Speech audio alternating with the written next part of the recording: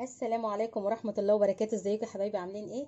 النهاردة هنعمل مع بعض الحمام من الألف للياء للمبتدئين اللي أول مرة يعملوه. أول حاجة هنجيب الحمام هننضفه كويس لو فيه ريش لزق أو أي حاجة. لو الرجلين أو المنقار الراجل ما قطعهاش احنا هنقطعها بالسكينة، وهننضف هنا كويس عند الزور. لو في بقايا أكل اللي هو بتاع الحمام ولا حاجة هنا هنطلعه بإيدينا. لو هو لسه مش مشالش الكبد والقوانص من جوه هنشيلها احنا بالراحة لو الراجل ما طلعهاش. ولو القناصه مقفوله كده ساعات بتبقى جايه مقفوله الراجل بيبقى نسي يفتحها، احنا نفتحها بالسكينه. هنلاقي هنا يبقى فيه اكل هنشيله ونغسله كويس، وهيبقى فيه حته جلد لازقه هنا بنشيلها. تمام كده بنطلع الكبد لوحديها والقوانص والقلوب لوحديها. تمام. هنشوف بقى هنعمل ايه دلوقتي. طبعا دوت انا نضفته كويس ونقعته بالميه والملح ونقطه خل كده وغسلته كويس قوي وصفيته. بعد كده هنشوف بقى هنحضر الخلطه ازاي بتاعته. ودلوقتي هنجهز الخلطة بتاعت الحمام. معانا حلة اهو، بسم الله الرحمن الرحيم. هنحط فيها زيت،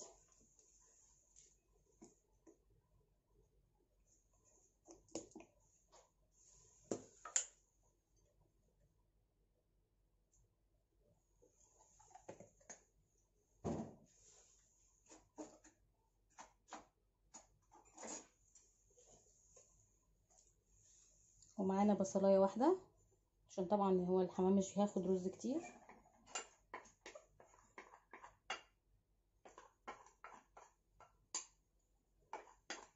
نزلنا بالبصل كده نشوحه.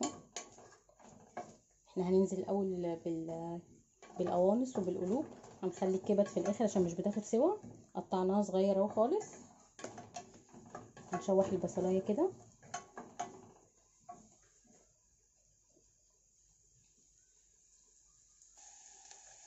وبنشوح البصلايه هنغمقها شويه مش هنخليها فاتحه.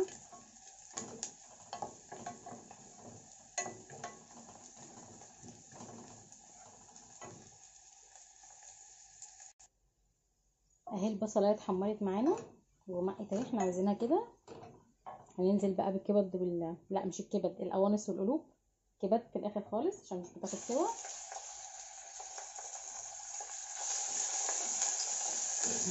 نشوحها كده.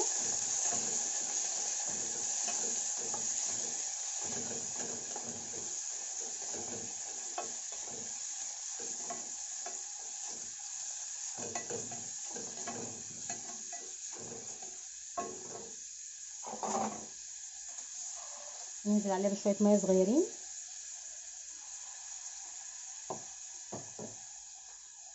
وسنه فلفل، سنه فلفل اسود،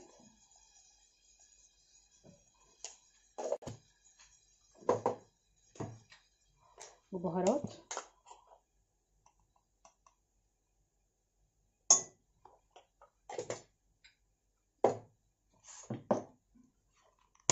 وبابريكا شويه صغيرين اهي.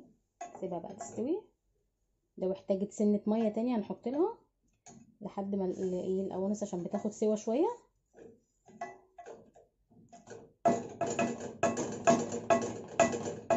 مش هنسويها على الاخر برضو عشان لسه هتكمل سوا ايه مع الرز، بس اول ما تبتدي تخش في السوا كده هوريها لكم. احنا موطيين عليها خالص طبعا. ومعانا اهي القوانص استوت. هننزل بقى بالكبده، بسم الله الرحمن الرحيم. ناخدها تشويحه كده صغيره.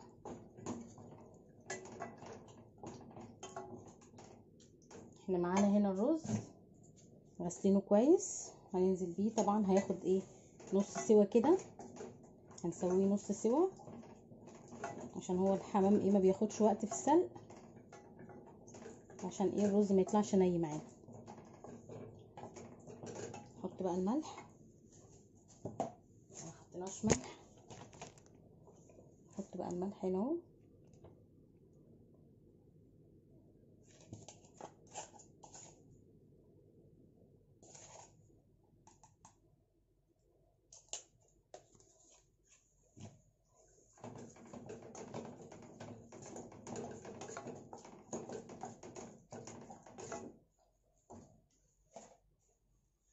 انزل بقى بالرز.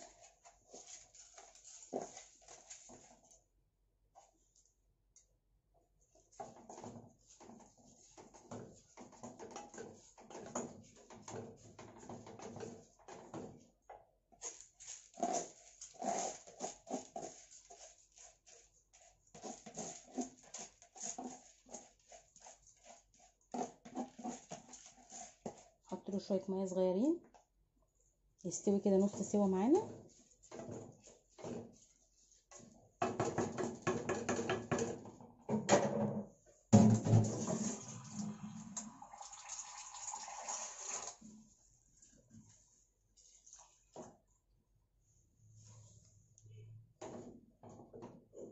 هنعلي بقى النار شويه، مش قوي يعني،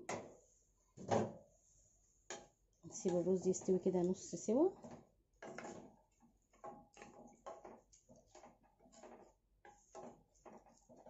وبعد كده ايه هنحشي بيه الحمام.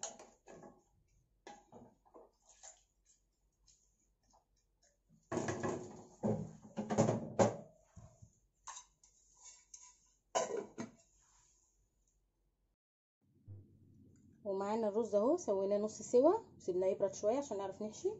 هنبتدي بقى بسم الله الرحمن الرحيم. الحشوه يبقى كده، نحشي من الحته دي ومن الحته اللي عند الزور دي.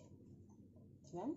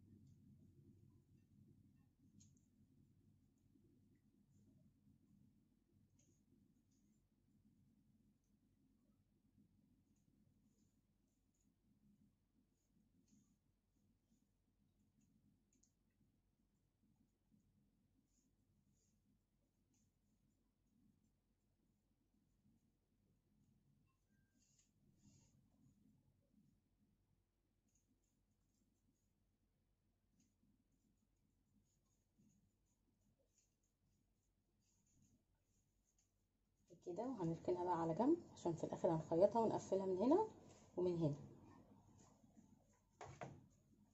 ونحشي بقى كله بنفس الطريقه دي.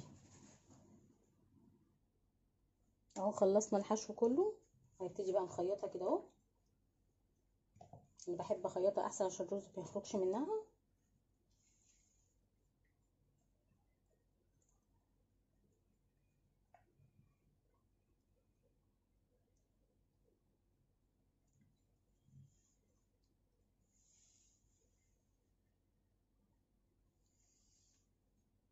اهو عادي كده اكنك بتخيطي اي حاجه.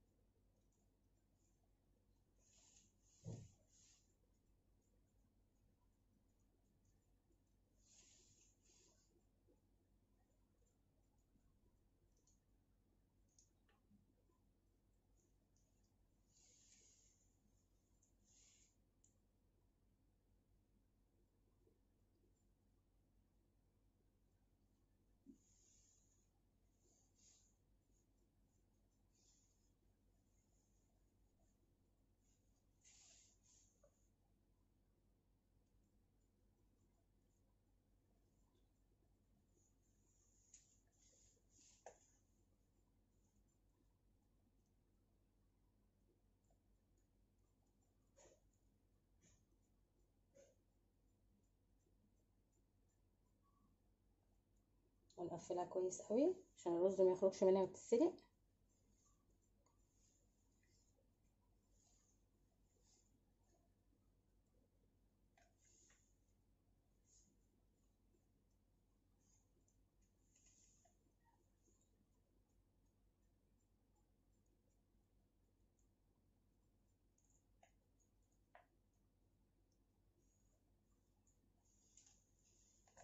كده هنقطع الخيط، وبعد كده ايه نخيط الحته اللي من فوق عند الزور برضو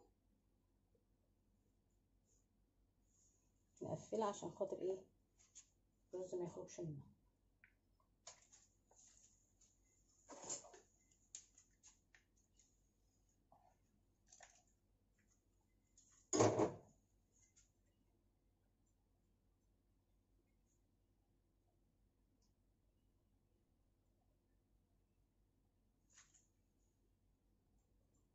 اهو من فوق هنضمها كده على بعض ونقفلها كويس، نخيط الحته دي كده.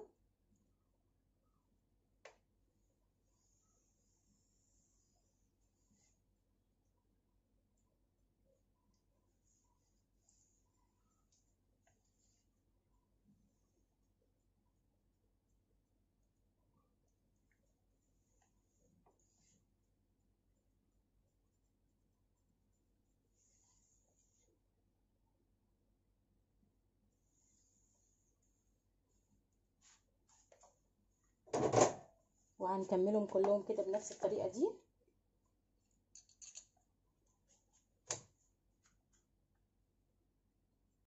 ودلوقتي هنجهز الحله اللي هنسلق فيها الحمام. اهي الحله ونحط فيها ميه سخنه. بسم الله الرحمن الرحيم.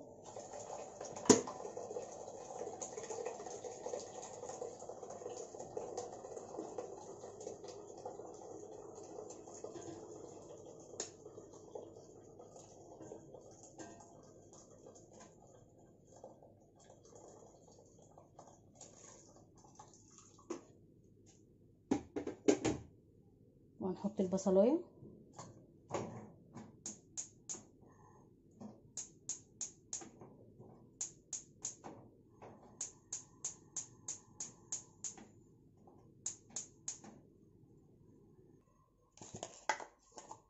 وهنحط فيها ملح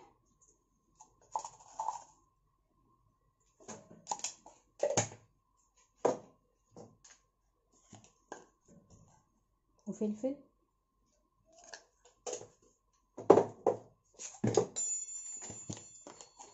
وبهارات.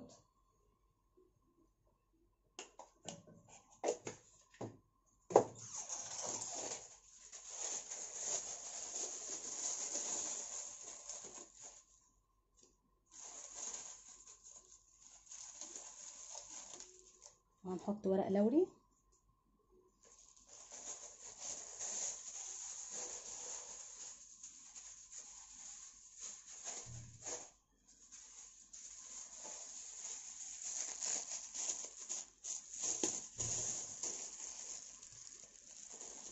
ونحط كمان حبهان عشان يديها ريحه.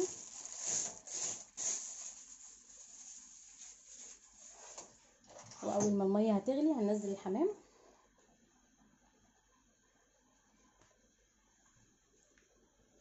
ابتدت تغلي. بسم الله الرحمن الرحيم.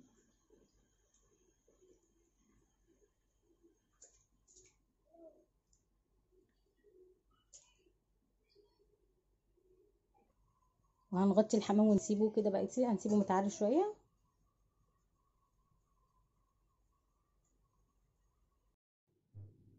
كده خلاص الحمام اتسلق معايا. بعرفه ازاي؟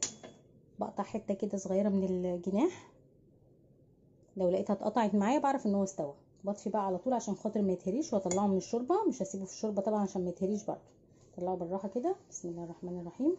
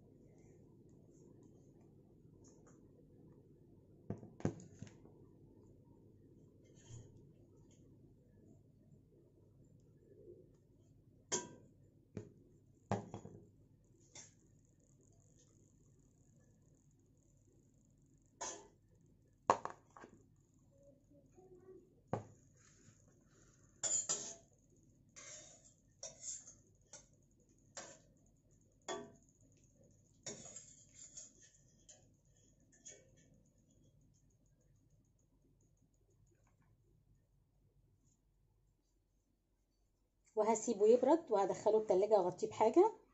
هو ممكن يقعد معايا في التلاجة يومين 3، اطلع منه واحمر.